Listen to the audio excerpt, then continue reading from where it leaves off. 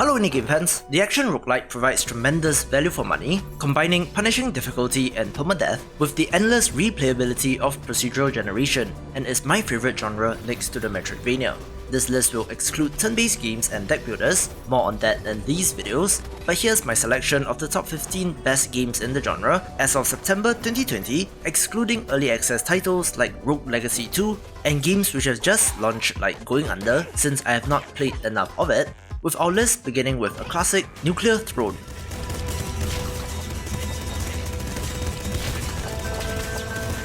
This ranked among one of the earliest breakout hits in the genre, coming to us from the now defunct Dutch duo Rebirth. Play as various mutants in a post-apocalyptic world as you search for the Nuclear Throne.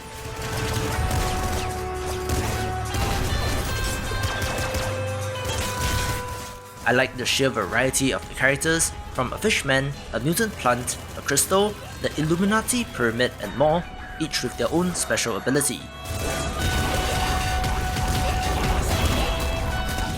The weapon variety was the fun part of this, and it was on the tougher side but nailed that one more run gameplay loop.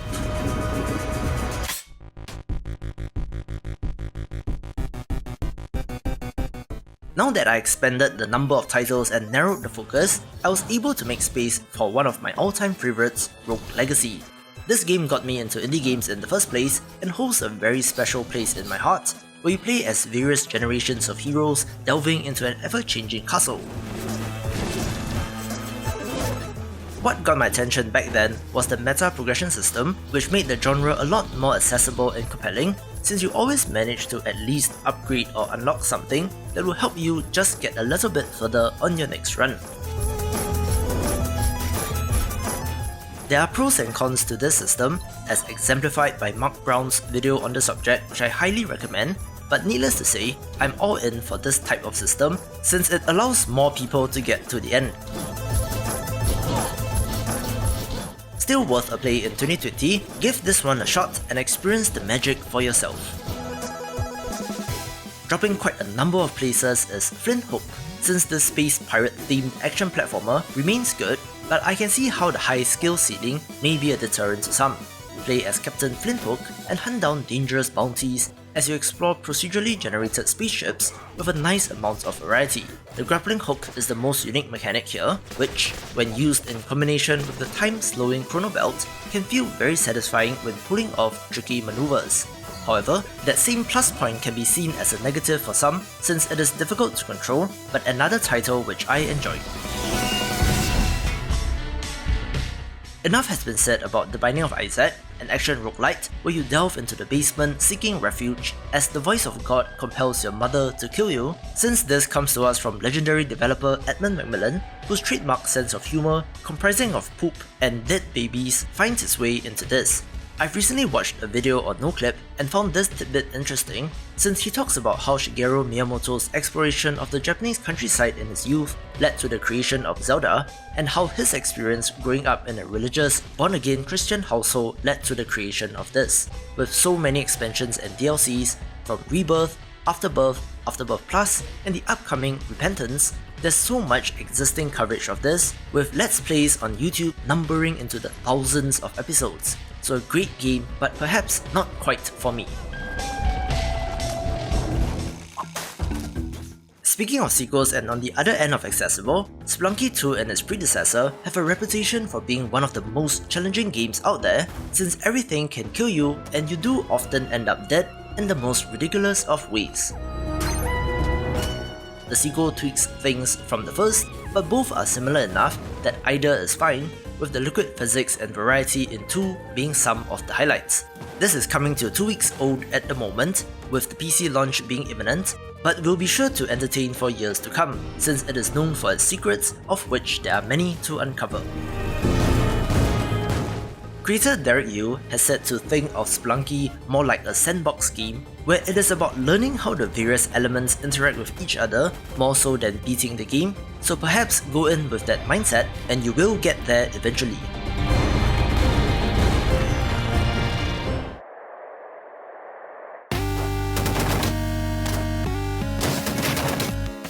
One of my favourite smaller roguelite platformers is the 2-bit title Downwell.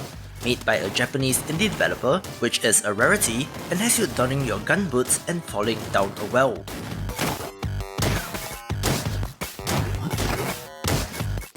On top of firing from your boots, which reload when you land, jumping on enemies like Mario will damage them as well, and often it is about getting as high of a combo as possible.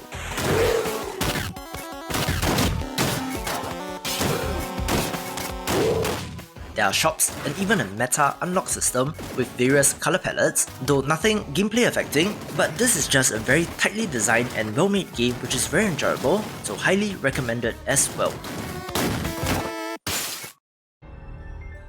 The elemental spell-slinging action title Wizard of Legend is perhaps the go-to title if you're looking for something that captures the feel of Avatar: The Last Airbender, since you play as mages thrown into a gauntlet and must fight your way out in order to become champion. There are over 100 unique spells and a ton of unlocks, so it nails those roguelike systems with some beautiful pixel art and flashy animations to go along with it. You just feel so powerful having the elements at your fingertips, and think of this like Magicka but much more fast-paced, and you get the idea.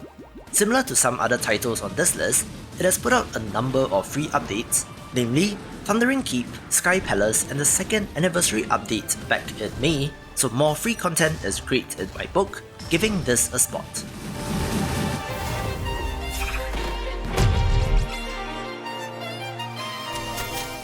One of the pleasant surprises from March this year is One Step from Eden, essentially Mega Man Battle Network meets Slay the Spire. Since the Battle Network series has not had a new entry in ages, I'll forgive the younger ones among this audience for not knowing what it is, but the grid-based real-time combat is a trait of it. Here, wield powerful spells and attack, dodge and counter all in real time. I was looking forward to this game and had a good time with it at launch, but this is really quite difficult, primarily due to the speed of the action. You can recruit the various bosses and end up playing as them, with secrets to unlock and so much variety in the playstyles. That too may be a weakness since things are very overwhelming at the start, but stick with it and you will have a good time.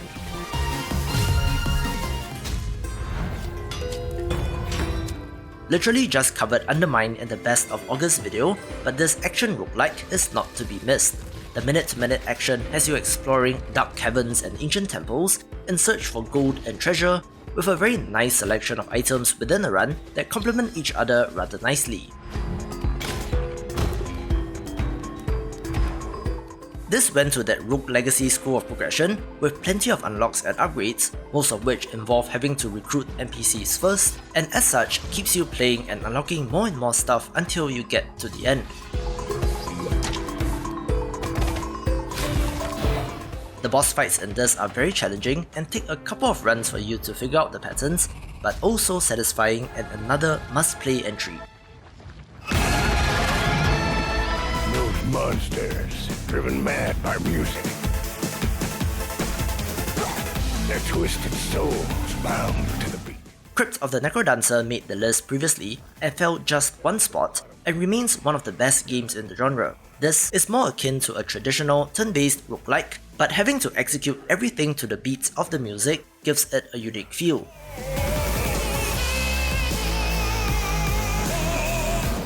I like the variety of playable characters, bosses and weapons available, with cleverly named bosses and some of the best game music ever. Love the pixel arts as well, so it has all of my favorite things in games and still remains awesome 5 years after release. You can't stop me. I'm going to the Crypt of the Necrodancer. An impressive entry from last year is Children of Morta, and I believe that it deserves a spot in the top 5. A title where you play as members of the Bergson family, fighting together to stop the corruption from spreading in the world. It touches upon some heartfelt themes of family, of love, and of perseverance. The variety of the characters is nice, from a sword and board warrior, an archer, mage, rogue, and so on, and in an extremely consumer-friendly move, this developer has continued to put out free DLC, which I have covered in my monthly content patch videos. There's a new character, a new game plus mode, more cutscenes and more story content, more side missions, a challenge mode and more, with the core gameplay loop and upgrades remaining as compelling as ever.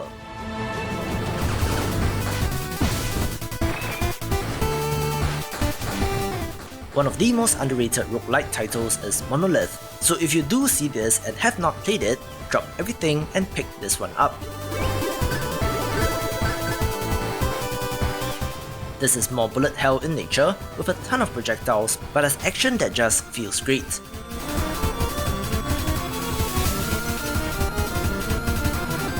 This developer put out the Relics of the Past expansion in December last year, adding over 2,000 new room layouts, new weapons, enemies, hazards, bosses, mechanics and systems, adding more to an already fantastic game.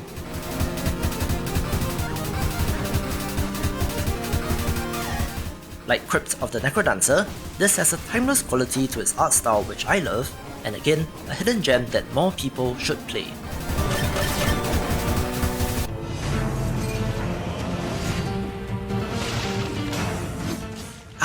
Dead Cells, the little action roguelite that became huge. I have a special affinity for this game since I came across it while it was in early access, and was impressed even then with how great it felt to play. Following the 1.0 release and the subsequent console versions, it has become an absolute monster in the genre, with this developer continuing to add more content, free and otherwise, with the most recent being the Barrels O' Fun update just covered.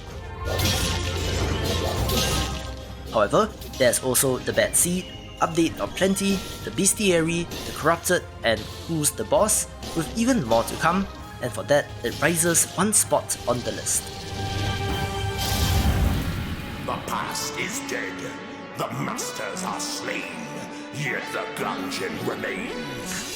Enter the Gungeon was previously number 1 on my list, but had to make way for a very special game, but still remains one of the best roguelites ever. This is a top-down title with a ton of bullets, where everything is themed, unsurprisingly, around guns. From the Cult of the Gundead, the name given to all enemies collectively in the game, to pun-filled variants of classic D&D creatures like the Beholster, it seems like this developer really had an idea and simply went all out on it, and it shows due to how well put together it is. 7 playable characters, over 200 guns, including a gun that shoots out other guns, a ton of unlockables, secrets, and heart-pounding minute-to-minute action, with the all-important dodge roll makes this one the perfect balance of challenge, skill, variety, and gameplay. I do love the Bulletkin, the standard bullet shell-shaped character which has become iconic, and I am very curious as to what this developer makes next.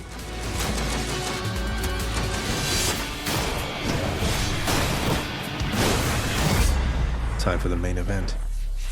I'll be honest, I was actually waiting for the 1.0 release of Hades to put out this video, since I was playing throughout early access and have been loving every minute of this godlike roguelike.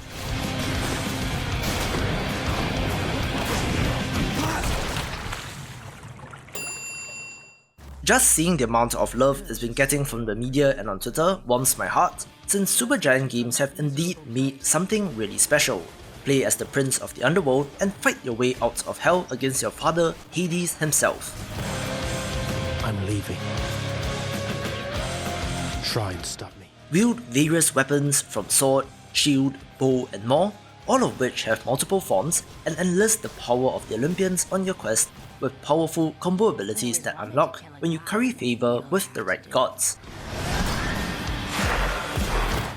I think what works the best about this is how they manage to tell a cohesive narrative all within the context of a roguelike, where you get some additional bits of story and lore even if you do lose a run. There are permanent upgrades and optional difficulty enhancers, which allows for the customization of your experience, making it as easy or difficult as you want it to be. This is based on Greek mythology, which has been drawn on in many games, but the characterizations here, from writing, voice acting, and visual design are superbly done, telling the larger story of a huge dysfunctional family. Let's have a bat's eye view. As romanticized a notion as we get of these gods from Disney movies and cartoons, Greek gods have a tendency of being petty, vengeful beings, but are more complex and have underlying motives and flaws as well, all expressed very well here. It's such a great combination of gameplay, art, music, writing, structure, and systems, and if my 140 hours are anything to go by, this one's worth your money, and I'm still playing post-credits with an epilogue that I have to get to, taking the #1 spot. To see more of the big picture, check out these awesome videos, and I will see you after the jump. Let's deal some death.